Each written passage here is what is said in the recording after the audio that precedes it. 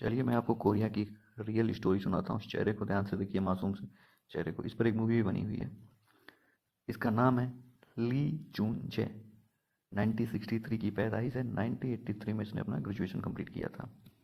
अपना high school complete करके army join कर लेता है। आर्मी ज्वाइन में उसको टैंक ड्राइवर बना रहता है और 1986 में वहाँ से उसको डिस्चार्ज कर दिया जाता है।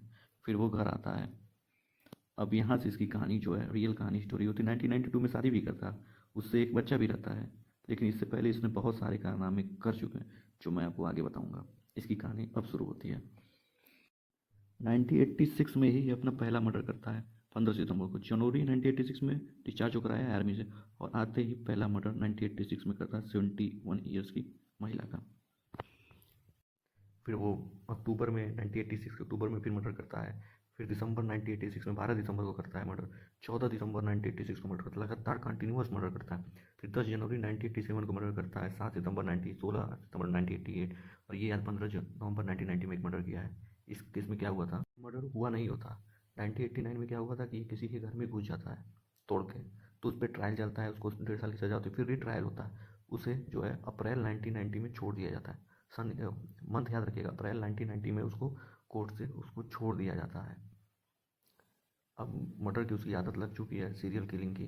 तो वो क्या करता है, 15 नवंबर 1990 को उस लड़की का मर्डर करता है, किम मिन जंग का, 14 साल की लड़की का, जो स्कूल से घर जा रही होती है, और उसके साथ बहुत बुरा बर्ताव करता है। इस मर्डर को रोका जा सकता था। अप्रैल 1990 में अगर उसको सजा हो गई होती, तो ये मर्डर उसके करने की हिम्मत नहीं होती। ये जस्टिस को भी दिखाता है कि एक क्रिमिनल को बाहर छोड़ने पे क्या कर सकता है वो।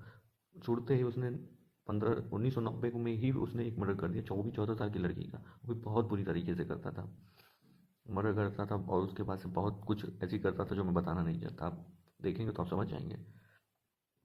इतने सारे मर्डर करने के बाद वो पकड़ा कैसे गया, याद रखिएगा कैसे पकड़ा गया। और किसी को नहीं पता चलता कि ये इसने ही ये सारा मर्डर किया है। वो पकड़ा ऐसे गया कि वो अपनी सिस्टर इन लॉ को घर बुलाता है।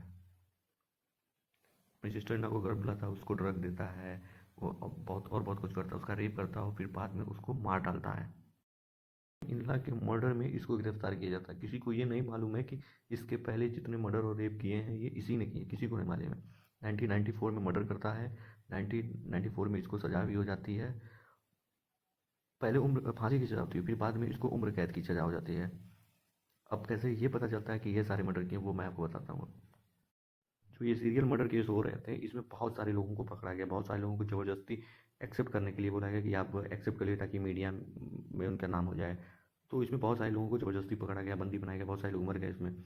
इसी तरह एक एग्जाम्पल है यून संग यो को। उसको ये सज़ा हुई थी, अब वो 20 साल से जेल में सड़ रहा था।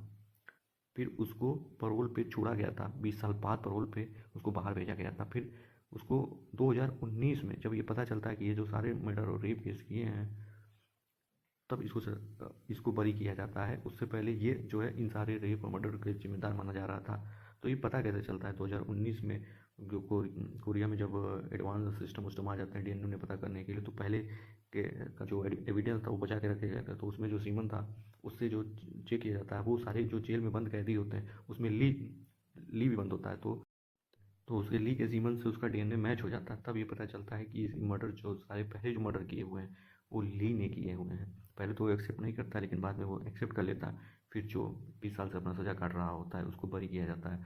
सो कोर्ट जो है उससे माफ़ी मांगती है। कोर्ट ये कहती है कि जो पुलिस है वो झूठी रिपोर्ट बना के पेश की थी, ब्लड अलग था, ब्लड अलग दिखा दिया था कि इसको पकड़ा जा सके, मीडियम दिखाया जा सके, हाँ सीरियस पकड़ा जा सके।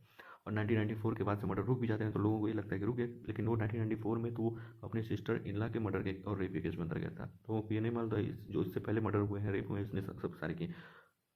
अब पुलिस को भी सिर्फ 10 मर्डर के बारे में मालूम था। 4 मर्डर और इसने बताते हैं कि मैंने 14 मर्डर और एक अपनी सिस्टर इन लॉ का मर्डर किया हुआ, और 30 इसके ऊपर रेप केस लगे हुए थे।